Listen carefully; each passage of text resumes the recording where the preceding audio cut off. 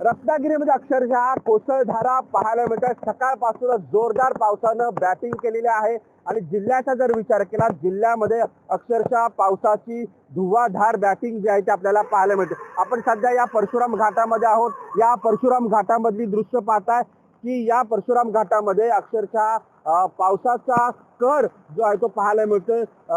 डोंगर मात्रावरून येणारे धबधबे जे आहेत ते आपल्याला पाहायला मिळत आहे। मानवनिर्मित धबधबे जरी असले तरी या धबधब्यावरून वेगानं पाणी जे आहे ते वाहताना आपल्याला पाहायला मिळतं। एकंदरीत जिल्ह्याचा जर विचार केला तर जिल्ह्यामधल्या जवळपास 4 ते 5 नद्या ह्या सध्या इशारा पातळीवरती आहेत।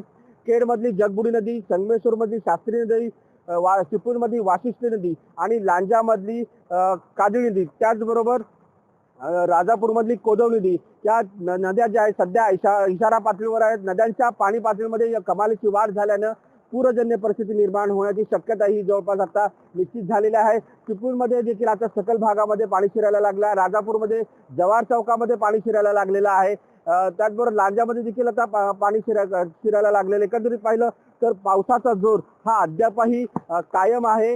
मुसळधार पाऊस हा सुरूच आहे। मुसळधार पाऊस पडत असल्यानं जिल्हा प्रशासनानं रत्नागिरीमधल्या शाळांना तसेच महाविद्यालयांना सुट्टी जाहीर केलेली आहे। मुसळधार पाऊस सुरू आहे। एकंदरीत आज ऑरेंज अलर्ट असल्यानं प्रशासनानं देखील अलर्ट मोडवर आहे। जर गरज असेल तरच बाहेर पडावं असं प्रशासनानं देखील आवाहन नागरिकांना केलेलं आहे। अमोल काले, साम टीव्ही, रत्नागिरी।